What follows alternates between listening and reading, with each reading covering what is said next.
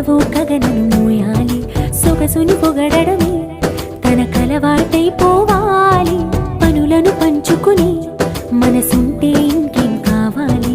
అలకని తెలుసుకుని అందంగా బతిమాలాలి కోరికేదైనా గాని తీర్చి తీరాలని అతన్ని చూడడానికి